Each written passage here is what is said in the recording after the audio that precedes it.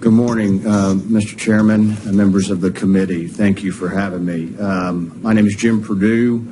I'm president of Texas Trial Lawyers Association. I'm registered on the bill as filed as against, but I was blessed to have a gracious conversation with Chairman Leach right before we began as this committee substitute was presented to this committee. The as filed bill has been negotiated on the Senate side through many stakeholder meetings. And we were blessed through Senator Hancock's office to be actively involved with Texas Civil Justice League and TAPA.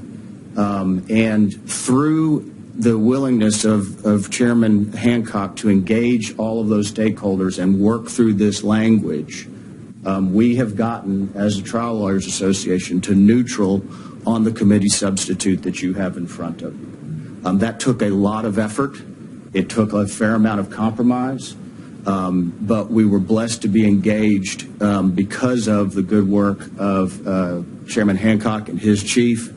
And I will say this is a very difficult balancing act, Chairman Leach, that you are navigating here with this bill, and you are doing a fantastic job with it because your service, I do not want to anybody to suggest that the trial lawyers do not honor your service and what you do for our communities. I do not want anybody to suggest that the trial lawyers don't appreciate great pancakes. We do, and we want to see businesses thrive in the state, and we want to see healthcare providers able to provide the care they need to. There are a total of 694 cases filed related to COVID. But Chairman, let me be real clear. Those are not all COVID exposure cases. 99 of them are civil rights cases. 95 are contract disputes. 104 are insurance-related cases. 115 are labor and employment-related cases. Over 80% of the cases, pardon me, over 90% of the cases that are tracked as, quote, COVID-related have nothing to do with either business exposure or healthcare liability. In fact, the number tracked related to exposure or tort is less than 5%. So we were willing to engage and blessed to engage at a compromise bill that Chairman Leach, you now carry, and we thank you for it. Thank you, Jim. Appreciate it. Thanks for that information, the breakdown on the cases. Yeah, Chairman Krause. Thank you, Chairman. Jim, thanks for being here, and thank you for your work to get to neutral. I know that was that took a lot of effort on everybody's part. So the Chairman Leach and Senator Hancock are to be commended as well. Thanks for that breakdown of those cases. That was helpful. Some of those contract cases, was that because employers were trying to figure out and navigate this COVID landscape, and so some of them had more lenient policies on who could come into the office and things like that?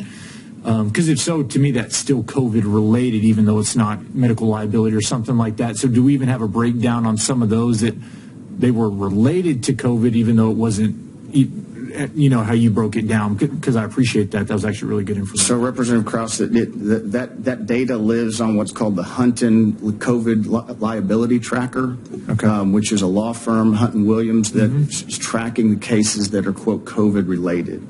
The plurality of the cases are labor and employment, and my understanding is those are basically Title IX or employment-related, either an accommodation, right, for somebody who's claiming they're immunocompromised and they're not getting accommodation about not having to come into their office, or they are employment-related in either their overtime and how they're getting compensated.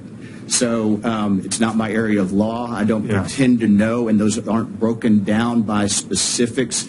It is a pretty blunt instrument, this COVID tracker, but I can tell you that on those numbers, 34 out of the nearly 700 cases that are filed, only 34 are tort-related.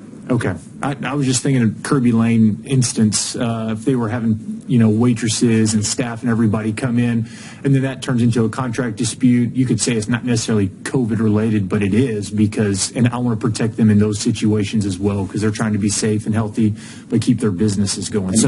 And they seem to be capturing those cases in this tracker, but that is a federal law, depending on the size of the employer, a federal law question, right? As far as those laws. And so this thing is very much tailored. The bill as to business exposures and causation. We think that's a pretty narrow universe because it is a community-passed disease, and we worked hard to get to a compromise. And so, again, thanks to Chairman Leach for having this bill as compromised. Thank you. Thank you, Jim. Members, any other questions? All right, thank you.